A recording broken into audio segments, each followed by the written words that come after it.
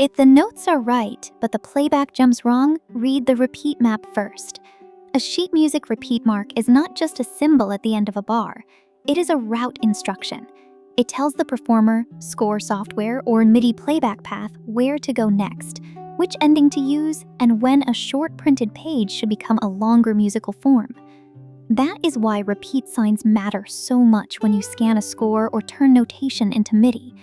The notes can be recognized correctly, but the playback can still feel wrong if the repeat, first ending, second ending, DC, DS, segno, or Coda path is missed. Use the reading rule from the article. Read repeat signs as a playback map. Before you edit individual notes, decide whether the music should jump, repeat, or flatten into one straight timeline. Start with the basic rat marks. A forward repeat sign marks the start of the section that may repeat.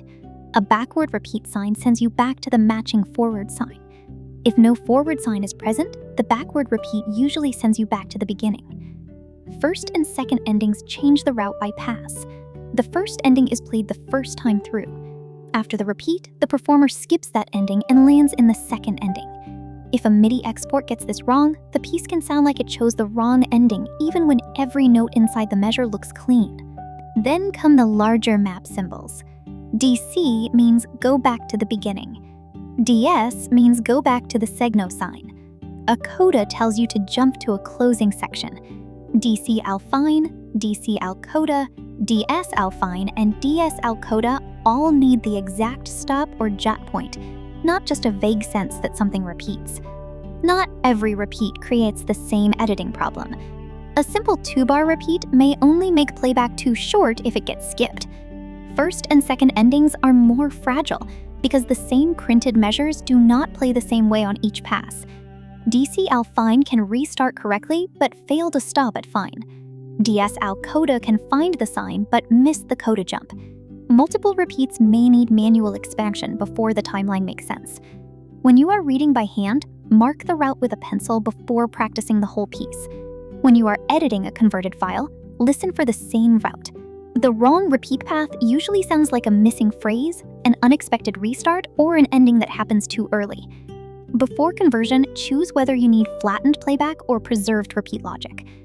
Flattened playback expands the repeats into one linear sequence. That can be easier for DAO editing because every bar happens once on the timeline. It is also usually easier for practice playback because the listener hears the music in order without reading jumps. Preserved form keeps the repeat logic closer to the printed score. That can be better when you need notation editing, a rehearsal copy, a classroom handout, or a MusicXML handoff where the compact printed roadmap still matters. The article's decision table is simple. DAO editing usually wants a flattened timeline. Practice playback usually wants flattened playback too. Notation editing and classroom handouts often want preserved repeat logic. Quick demo exports usually work better flattened because there is less chance that a player ignores a jump instruction. This is where MIDI versus MusicXML matters. MIDI is usually better for playback and DAO cleanup. MusicXML is usually better when notation structure, endings, and page logic still need to be edited in score software. After a sheet music to MIDI pass, do not inspect every note first. Listen for the form. Repeats and endings affect whole sections, so they can make a correct-looking MIDI file feel wrong at the arrangement level. Use the 5-step workflow from the article. First, read the repeat signs on the original page. Second, decide whether the target file should be flattened or preserve repeat logic. Third, convert the cleanest scan or PDF you have. Fourth, listen from the beginning and follow the printed roadmap. Fifth, fix missing jumps, wrong endings, or extra repeated bars before note-level edits. This is where MIDI versus MusicXML matters. MIDI is usually better for playback and DAO cleanup. MusicXML is usually better when notation structure, endings, and page logic still need to be edited in score software. After a sheet music to MIDI pass, do not inspect every note first. Listen for the form. Repeats and endings affect whole sections, so they can make a correct-looking MIDI file feel wrong at the arrangement level. Use the 5-step workflow from the article. First, read the repeat signs on the original page. Second, decide whether the target file should be flattened or preserve repeat logic. Third, convert the cleanest scan or PDF you have. Fourth, listen from the beginning and follow the printed roadmap. Fifth, fix missing jumps, wrong endings, or extra repeated bars before note-level edits. The common mistake is doing pitch cleanup while the form is still wrong. If the first ending repeats when it should be skipped, or if the coda never arrives, better note editing will not solve the musical problem. Fix the root first. This is where Melogen fits. Melogen Sheet2MIDI is useful when your source is visible notation and you want a browser-based first pass into editable music data.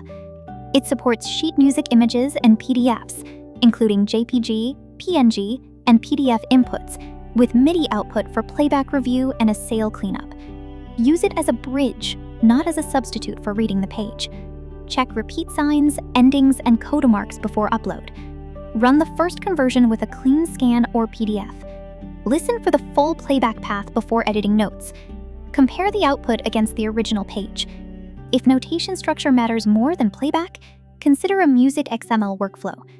A repeat to I means the brewer form should play a section again. A first ending is for the first pass. A second ending is for the repeated pass. A MIDI export may preserve repeat logic, flatten it, or miss parts of it depending on the source and the workflow. So your job is to verify the roadmap before trusting the file. The practical takeaway is simple. Repeat signs in sheet music are roadmap instructions.